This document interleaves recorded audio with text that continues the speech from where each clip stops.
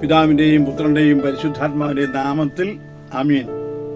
യേശുവിൽ പ്രിയപ്പെട്ട സഹോദരങ്ങളെ, നമ്മുടെ ഡിവൈൻ കൂട്ടായ്മയുടെ യൂട്യൂബ് ചാനലായ DFMലേക്ക് ഹാർദവുമായി നിങ്ങളെ സ്വാഗതം ചെയ്യുകയാണ്. 136 സങ്കീർത്തനം, 135 സങ്കീർത്തനം നമ്മൾ എടുത്ത് ഹെഡിങ് നോക്കുകയാണെങ്കിൽ കർത്താവിനെ സ്തുതിക്കുവിൻ എന്നാണ് ഹെഡിങ് കൊടുത്തിരിക്കുക. അപ്പോൾ എന്നോട് പല ആൾക്കാരും ചോദിച്ചൊരു ചോദ്യമുണ്ട്, എന്തിനാണ് ഇത്രയും ഉച്ചത്തിൽ സ്തുതിക്കേണ്ട ആവശ്യം? ദൈവം പൊട്ടനാണോ? ദൈവത്തിന് ഇങ്ങനെ ഒത്തിരി പേരൊക്കെ കമന്റുകൾ ചോദിച്ച ഒരു സമയമുണ്ട്. ഞാൻ തന്നെ അങ്ങനെ ചിന്തിച്ച സമയമുണ്ട്. കാരണം ആദ്യകാലങ്ങളിൽ ധ്യാനിക്കാൻ വരുമ്പോൾ ബഹുമാനപ്പെട്ട മാത്യു നായ്ക്കിമ്പറമ്പിലച്ചൻ പറയുന്ന ഒരു ഭാഗമാണ്, നിങ്ങൾ സഹനങ്ങളെ ഓർത്ത് കർത്താവിനെ സ്തുതിക്കുവിൻ, നിങ്ങളുടെ കഷ്ടതകളെ ഓർത്ത് കർത്താവിനെ സ്തുതിക്കുവിൻ, രോഗങ്ങളെ ഓർത്ത് കർത്താവിനെ സ്തുതിക്കുവിൻ. അപ്പോൾ എൻ്റെ മനസ്സിന്റെ ഉള്ളിൽ ഞാനും ചോദിച്ചിട്ടുണ്ട്, ആലോചിച്ചിട്ടുണ്ട്, രോഗങ്ങളെ ഓർത്ത് ദൈവത്തെ സ്തുതിച്ചു കഴിഞ്ഞാൽ രോഗശാന്തി കിട്ടുമോ? ഇങ്ങനെ ഞാൻ പല പ്രാവശ്യം ചിന്തിച്ച് ഞാൻ ബൈബിൾ വായനയുമായി മുന്നോട്ട് പോകുന്ന സമയത്ത് എൻ്റെ ഉള്ളിൽ ദൈവം ശക്തമായ ഒരു സന്ദേശം എനിക്ക് നൽകി. അത് ഞാൻ നിങ്ങളുമായി പങ്കുവയ്ക്കാൻ പോവുകയാണ്. ദൈവത്തെ സ്തുതിക്കുമ്പോൾ എന്താണ് പ്രത്യേകത, എന്താണ് നമുക്ക് ലഭിക്കുക എന്നത് നമ്മൾ വ്യക്തമായും അറിഞ്ഞിരിക്കണം.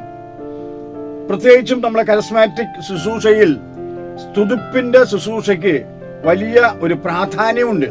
അതുകൊണ്ട് തന്നെ സ്തുതിക്കുമ്പോൾ എന്ത് കിട്ടുമെന്ന് നമ്മൾ അറിഞ്ഞിരിക്കുന്നത് നല്ലത് തന്നെയാണ്. അതിന് നമ്മൾ എടുക്കേണ്ട ഭാഗം 2 മക്കബയർ 11 അധ്യായത്തിന്റെ 4 മുതൽ നമ്മൾ വായിക്കുമ്പോൾ അവിടെ 2 കൂട്ടം ആൾക്കാരെ നമുക്ക് പരിചയപ്പെടുവാൻ സാധിക്കും. 2 മക്കബയർ അധ്യായം 11 വചനം 4 മുതൽ നമ്മൾ വായിക്കുമ്പോൾ ആദ്യം കാണുന്ന വ്യക്തിയുടെ പേരാണ് ലിസിയാസ്. ഈ ലിസിയാസ് എന്ന് പറയുന്നത് ഇന്ന് നമ്മുടെ സമൂഹത്തിൽ ലിസിയാസിന്റെ പക്ഷത്ത് നിൽക്കുന്ന ഒത്തിരി ആൾക്കാരെ കാണുവാൻ സാധിക്കും. ഈ ലിസിയാസിന്റെ പ്രത്യേകത എന്തുവാ? ലിസിയാസ് ഒരു യുദ്ധത്തിന് പുറപ്പെടുകയാണ്. അപ്പോൾ യുദ്ധത്തിന് പുറപ്പെടുന്ന സമയത്ത് ബൈബിൾ പഠിപ്പിക്കുന്നു, അവൻ ദൈവത്തിന്റെ ശക്തിയെ തൃണവത്ഗണിച്ച് എന്ന് പറയുമ്പോൾ ദൈവത്തിന്റെ ശക്തിക്ക് പ്രാധാന്യം കൊടുക്കാതെ തനിക്കുള്ള കാലാൽ പടയുടെയും പടയാളികളുടെയും അവന്റെ വ്യക്തിപരമായിട്ടുള്ള സൈന്യ ബലത്തിൽ ആശ്രയിച്ചുകൊണ്ട് ഈ ലിസിയാസ് ജെറുസലേം കോട്ട ആക്രമിക്കുവാൻ വേണ്ടി പോവുകയാണ്. അങ്ങനെ മുന്നോട്ട് പോയിക്കൊണ്ടിരിക്കുന്ന സമയത്ത് ഇന്നും നമ്മുടെ നാട്ടിൽ കാണുവാനുള്ള സാധിക്കും, ദൈവം വേണ്ട, പ്രാർത്ഥന വേണ്ട, പള്ളി വേണ്ട, സ്തുതിപ്പ് വേണ്ട, വിശുദ്ധ കുർബാന വേണ്ട, ഇങ്ങനെ പറയുന്ന പറഞ്ഞുകൊണ്ട് സ്വന്തം കഴിവിൽ ആശ്രയിച്ച് ജീവിക്കുന്ന ഒത്തിരി മക്കളെ നമുക്കിത് കാണുവാൻ സാധിക്കും. എന്നാൽ രണ്ടാമത് ബൈബിൾ താഴോട്ട് വായിച്ചു വരുമ്പോൾ രണ്ടാമത് നമ്മൾ ആരെ കാണുന്നത്? മക്കബൂസ് എന്ന് പറയുന്ന ഒരു ദൈവവിശ്വാസിയെ നമ്മൾ കാണുന്നുണ്ട്. ഈ മക്കബൂസ് എന്ത് ചെയ്തു? മക്കബൂസ് ചെയ്തത്, ലിസിയാസ് കോട്ടകൾ ആക്രമിക്കുന്നതായി കേട്ടപ്പോൾ തന്റെ അനുയായികളെ വിളിച്ചു കൂട്ടി അവർ ഒന്നിച്ച് ദൈവത്തെ സ്തുതിക്കുകയാണ്. കാരണം അവർക്ക് വലിയ ശക്തിയോ വലിയ ആയുധ ബലമോ ഒന്നുമില്ലാത്തത് കൊണ്ട് അവർ ദൈവത്തെ, സർവശക്തനായ ദൈവത്തെ, അവർ വിശ്വസിക്കുന്ന ദൈവത്തെ ഉച്ചത്തിൽ സ്തുതിച്ച് പ്രാർത്ഥിച്ച് മുന്നോട്ട് പോകുമ്പോൾ അവർ ഒരു കാഴ്ച കാണുന്നു. ഇതാ സ്വർണ്ണ ചിറകുകളുള്ള, സ്വർണ്ണ നിറമുള്ള ഒരു അശ്വാരൂഢനെ അവർ കാണുകയാണ്. ഒരു മാലാഖയെ അവർ കാണുകയാണ്. അവർ മാലാഖയെ കണ്ടു കഴിഞ്ഞപ്പോൾ അവരെന്ത് ചെയ്തു? ഓരോരുത്തരും തങ്ങളുടെ ആയുധം എടുത്തുകൊണ്ട് മുന്നോട്ട് കുതിച്ചു പാഞ്ഞപ്പോൾ ബൈബിൾ പഠിപ്പിക്കുന്ന പഠനം എങ്ങനെയാണ്?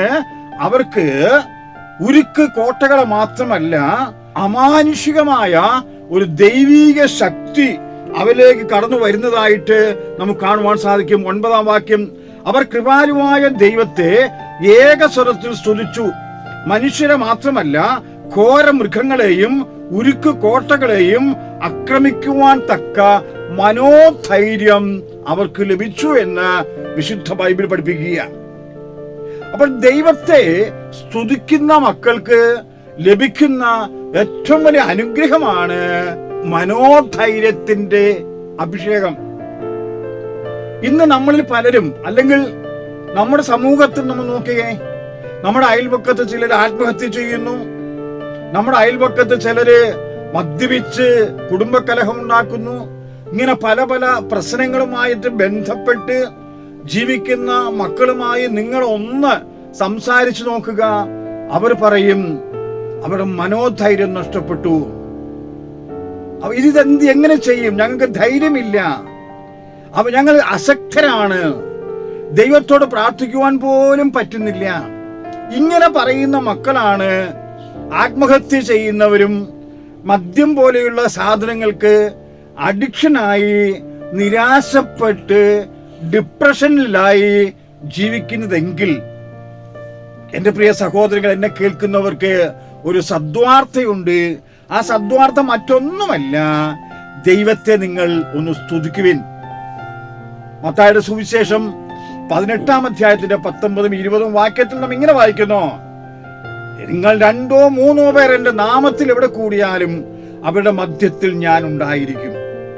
തീർച്ചയായും യേശുവിന്റെ നാമത്തിൽ നമ്മൾ 2 പേർ ഒരുമിച്ച് കൂടിയാൽ അവരുടെ മധ്യത്തിൽ യേശു ഉണ്ടായിരിക്കുമെന്ന് പറയുമ്പോൾ, ആ യേശുവിനെ കണ്ടുകൊണ്ട് നമ്മൾ സ്തുതിക്കുമ്പോൾ, നമ്മുടെ ജീവിതത്തിൽ ഇന്ന് നമുക്ക് പരിഹരിക്കാൻ പറ്റാത്ത എന്ത് പ്രശ്നമുണ്ടെങ്കിലും ദൈവം നമ്മെ ശക്തിപ്പെടുത്തും അവ പരിഹരിക്കപ്പെടുവാൻ വേണ്ടി.